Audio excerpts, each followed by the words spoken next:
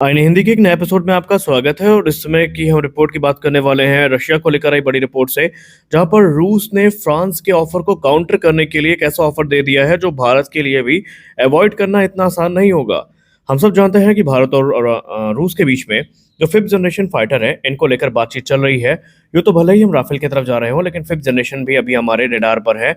और इसी बीच रूस ने अपने प्रस्ताव को और ज्यादा इंटरेस्टिंग बना दिया है। रूस ने भारत से कहा है कि अब यहाँ पर ना सिर्फ आपको डीपर ट्रांसफर ऑफ टेक्नोलॉजी मिलेगी, बल्कि हम फुल सोर्स कोड देने के लिए तैयार हैं। और जो भारत रिक्वायरमेंट चाहता है, जो वेपन सिस्टम भारत चाहता है, जो रेडार सिस्टम भारत चाहता है, जो एवियोनिक सिस्टम भारत चाहता है, भारत खुल करके बिना किसी संकोच उसको इस एयरक्राफ्ट में इंटीग्रेट कर सकता है। इसकी मंजूरी अब पूरी तरह से भारत को मिल चुकी है। रशियन ऑफिशियल ने मीडिया से बात करते हुए बताया कि पहले हम भारत के साथ 2 से 3 स्क्वाड्रन को लेकर के ही डिस्कस कर रहे थे, लेकिन अब ये डिस्कशन 7 से 8 स्क्वाड्रन यानी तकरीबन 126 से 144 एयरक्राफ्ट को लेकर चल रहा है। और ये बहुत बड़ा नंबर है। हालांकि भारत ने ऑफिशियली इस चीज को अभी एक्नॉलेज नहीं किया है, ये दावा सिर्फ रशियन ऑफिशियल्स का है। और अगर ऐसा हुआ तो फिर ये तो कह सकते हैं कि एमआरएफए के अंतर्गत जो राफेल प्रोक्योरमेंट की बात चल रही है, जहां पर हमने दोपहर की वीडियो में कहा था कि एक्सेप्टेंस ऑफ नेसेसिटी मिलने वाली है, तो फिर तो इस प्रोग्राम को प्रभावित कर सकता है। ये एग्रेसिव पिच ऐसे समय पर आया है जब फ्रांस के साथ एफर्ट काफी इंटेंसिफाई हो चुके हैं और भारत ऑलमोस्ट ये तय हो चुका है कि F4.1 की तरफ जा रहा है। हालांकि एमआरएफए डील तकरीबन $20 बिलियन की होने वाली है। और यहाँ पर रूस तो ये तक कहता है कि उनका जो Su-57 है, ये राफेल जो कि तकरीबन भारत को approximately made in India variant $150 million per unit की कॉस्ट करेंगे, उससे कम कीमत में ये एयरक्राफ्ट यूनिट कॉस्ट के साथ भारत के सामने रखा जा रहा है। और एरो ने 2025 में कंफर्म हो गया था कि रशिया इतने आसानी से गिव अप करने वालों में से नहीं है। वो अंतिम सांस तक लड़ेगा और जो पूरा का पूरा प्रोग्राम है इसको अंत तक ले जाने का प्रयास करेगा। हालांकि इन सब चीज़ जहां पर भारत अभी मिनिस्टर ऑफ डिफेंस के पास केस पहुंच चुका है, तो इससे हट के रूस का डेलीगेशन अगले महीने यानी अक्टूबर में भारत आने वाला है, जहां पर वो नासिक फैसिलिटी का दौरा करेगा और कैसे Su-57 का प्रोडक्शन भारत में शुरू करना है इसको लेकर जो कार्य जरूरी है उनको इवेलुएट करेगा। यानी अब चीज़ें काफ़ी ज़्यादा कॉम्प्लेक्स होती जा रही हैं, काफ़ी कंफ्यूजिंग होती जा रही हैं। एक तरफ जहां Su-57 जैसा advance fifth generation fighter aircraft table पर है, जो कि राफेल से कई महीने में सुपीरियर है, तो वहीं राफेल जो कि भारतीय वायुसेना पहले ऑपरेट करती है, उसके साथ हमारा प्रैक्टिकल एक्सपीरियंस जुड़ा है। तो अब ये दोनों एयरक्राफ्ट के बीच में जो कंपटीशन है, ये तो टाइफून वर्सेस राफेल से भी ज़्यादा फियर्स हो चुका है। अब देखना यह है कि भारत सरकार इस पे क्या निर्णय लेती है।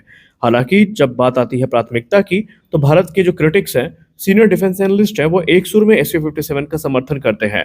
और कुछ वायुसेना के अधिकारी तो यहाँ तक कह चुके हैं कि हम फ्रांस को एक 4.5 जनरेशन के एयरक्राफ्ट के लिए फिफ्थ जनरेशन का प्राइस देने के लिए रेडी हो गए हैं, जो कि बिल्कुल भी सही नहीं है। उनका मानना है कि Su-57 का स्टेल्थ फीचर, सुपीरियर मनूवरबिलिटी और फ्यूचर में अनलिमिटेड अपग्रेड के ऑप्शन भारत को ज़्यादा बेनिफिशियल समझ में आते हैं, भारत को ज़्यादा बेनिफिट पहुंचाएंगे बनस्पत इसके कि हम राफेल को यूज़ करें। हालांकि जो भी हो, इस समय ऑफिशियल टिप्पणी नहीं आई है, तो हम ये नहीं कह सकते कि डील फाइनलाइज होगी या नहीं होगी। लेकिन जिस प्रकार से Su-57 का प्रस्ताव भारत के सामने आया है, इसको नज़रअंदाज करना जो भारत के लिए इतना आसान नहीं होने वाला है। आप इसको लेकर क्या सोचते हैं? क्या आपको लगता है कि Su-57 की अपॉर्चुनिटी हमारे लिए बहुत बड़ी अपॉर्चुनिटी है, हमें इसे ग्रैब करना चाहिए, या फिर आप इंडियन एयरफोर्स के जो राफेल का प्रपोजल है उसका समर्थन करते हैं? आप अपनी राय कमेंट सेक्शन में ज़रूर दें।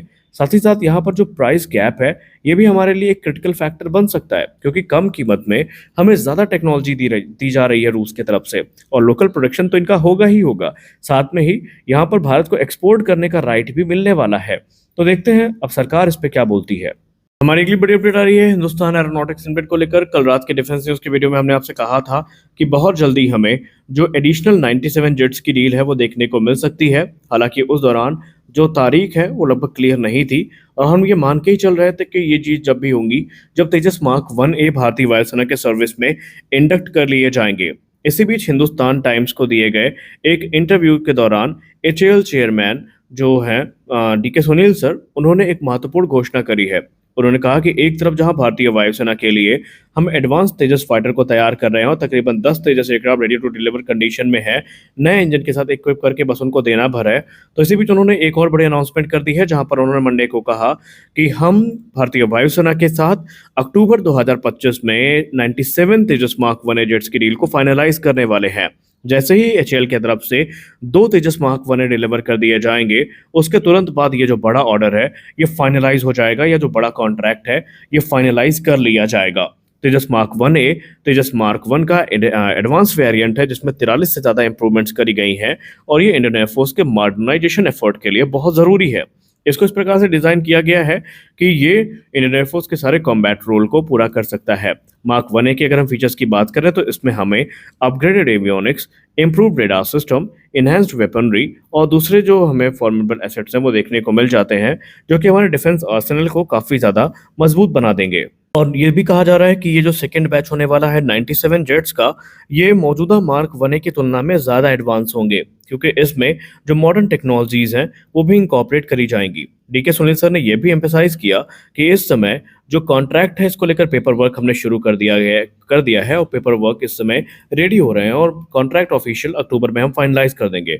उन्होंने ये भी कहा कि एक बार जैसे ही डील फाइनलाइज हो जाती है तो फिर जो दूसरे रिलेटेड कॉन्ट्रैक्ट्स हैं इनको भी इनिशिएट किया जाएगा, जहां पर हमें लगभग जो $1 बिलियन की डील है जनरल इलेक्ट्रिक एरोस्पेस के साथ वो फाइनलाइज करनी है। और ये डील होने वाली है 113 इंजन को लेकर के जो IN-20 इंजन होंगे, यानी कि जो ऑफिशियल स्टेटमेंट है वो आ चुकी है। हमारे अगली बड़ी अपडेट आ रही है जोरावर लाइट टैंक को लेकर। जोरावर लाइट टैंक इस समय सबसे तेजी से बढ़ने वाला भारत का डिफेंस प्रोजेक्ट में से एक है और इसके लिए ऑलरेडी जहां पहला टैंक है वो यूजर ट्रायल से गुजरने वाला है, तो वहीं अब एक बड़ी रिपोर्ट सामने आई है जहां पर बताया जा रहा है कि भारत के इंडिजिनस जोरावर लाइट टैंक का जो सेकेंड प्रोटोटाइप है वो अक्टूबर के महीने में रोल आउट कर दिया जाएगा लार्सन टुब्रो के तरफ से। इस टैंक को defence research and development organisation की तरफ से विकसित किया गया है, जहां पर एलएनटी के साथ हमारा जो कोलैबोरेशन है वो देखने को मिला है। और जोरावर भारत का जो क्रिटिकल एडवांसमेंट है लाइट वेट टैंक के डेवलपमेंट के क्षेत्र में उसको प्रदर्शित करता है। ये एक हाईली एजाइल आर्मर्ड प्लेटफॉर्म है जो कि हाई एल्टीट्यूड वॉरफेयर को ध्यान में रखकर विकसित किया गया है, या ये कह लें कि जो पहाड़ी क्षेत्र है वहां पर कैसे युद्ध को आगे बढ़ाना है, कैसे युद्ध को जीतना है, उसकी महारत जोरावर को पहले से ही हासिल है। अब अगर हम डिफेंस सोर्सेज की बात माने तो मीडिया संस्थान IDRW की रिपोर्ट में ये बताया गया कि ये जो अपग्रेडेड प्रोटोटाइप है इसमें हमें सीरीज ऑफ इन्हांसमेंट्स देखने को मिली हैं और ये इन्हांसमेंट जो इनिशियल ट्रायल कंडक्ट किए गए थे इंडियन आर्मी की तरफ से, उनके तरफ से जो फीडबैक मिला है उसके आधार पर ये इंप्रूवमेंट्स करी गई हैं। इस इंप्रूवमेंट में जो कि यहाँ पर करी गई हैं इसमें जो ऑपरेशनल रिक्वायरमेंट है टफ टेरेन में उसको एड्रेस किया गया है और जो हाई एल्टीट्यूड रीजन है वहाँ पर किस प्रकार के कुछ ड्रॉबैक्स हैं उनको सुधारा गया है। और इसके अलावा जो रिवर बेड हो गई, डेजर्ट हो गई, वहाँ पर ये कैसे ऑपरेट करता है इस पे जो फीडबैक मिला है उस हिसाब से इस टैंक को काफ़ी इम्प्रूव किया गया है। जोरावर टैंक की बात करें ये 25 टन वजनी टैंक है। इसकी ज़रूरत हमें तब महसूस हुई थी जब चीन के साथ हमारा गतिरोध बढ़ा था और चीन ने अपने जो एडवांस टैंक हैं उनको हमारे अगेंस्ट डिप्लॉय कर दिया था। उस समय भारत के पास इनका कोई भी जवाब नहीं था, लेकिन अब भारत ने यहाँ पर इस अपग्रेडेड टैंक को काफ़ी ज़्यादा अच्छे से विकसित कर लिया है और इस समय ये यूज़र ट्रायल से गुजर भी रहा है। तो इस वीडियो में बस इतना ही। मिलते हैं अगले वीडियो में कुछ और अपडेट्स के साथ। आशा करते हैं वीडियो आपको अच्छी लगी होगी। वीडियो अच्छी लगी तो वीडियो को लाइक करिए, नए हैं चैनल को सब्सक्राइब करिए, क्योंकि हम ऐसे अपडेट्स आपके लिए लेकर आते रहते हैं। मिलते हैं अगले वीडियो में, तब तक के लिए जय हिंद।